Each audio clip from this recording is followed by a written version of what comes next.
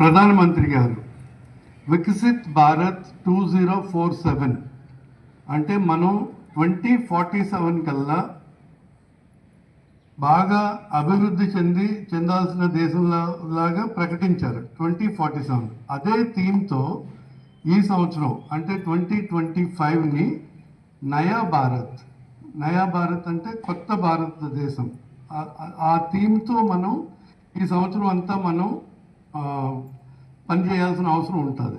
దానికి ఏంటి అంటే ఒకటి గ్రోత్ పెరుగుదల, రెండు పేట్రియాటిజం అంటే మన దేశాన్ని మనం పేట్రియాటిక్గా ఉంటాం, లాయల్గా ఉంటాం. ఇంకొకటి యూనిటీ, అన్ని రాష్ట్రాలు అన్ని యూనియన్ టెరిటరీస్ అందరం కలిసి ఒకటిలాగా పనిచేసుకుంటాం డెవలప్మెంట్ ఆఫ్ ఇండియాకి. That is what is our country is suppose to in this whole year. అదే కాకుండా మన కాలేజీకే వస్తాయి. ఐఎమ్ వెరీ హ్యాపీ మీరందరూ ఇక్కడికి వచ్చి ప్రతి సంవత్సరం కూడా రిపబ్లిక్ డే నాడు, ఇండిపెండెన్స్ డే నాడు మీరందరూ వస్తారు. వచ్చి చాలా సంతోషంగా ఉంటుంది ఇది చూస్తానికి. అండ్ మన అందరం గర్వపడాలి.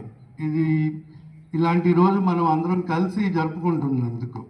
అందరూ వస్తే బాగుండేది. But yes, the nurses, housekeeping staffs, sanitation అందరూ కూడా వచ్చినందుకు మీ అందరికీ ధన్యవాదాలు. ఇంకొకటి ఏంటంటే అందరం కలిసి చేసుకుంటే ఏం చేయగలం అనేది ఈ మధ్యనే మన కాలేజీలో మనం జరుపుకున్న ఎగ్జిబిషన్, మెడికల్ ఎగ్జిబిషన్ చూస్తే తెలుస్తుంది.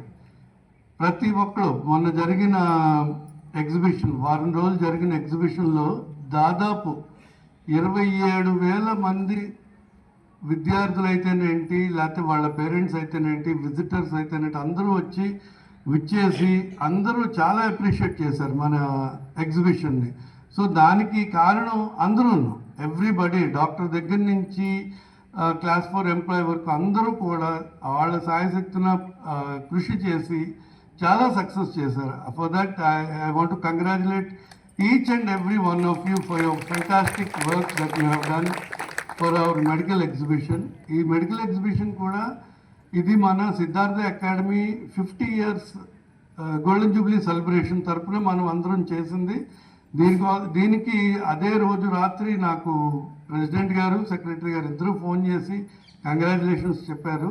సో అది మీ అందరి కృషి ఫలితమే ఇదంతా.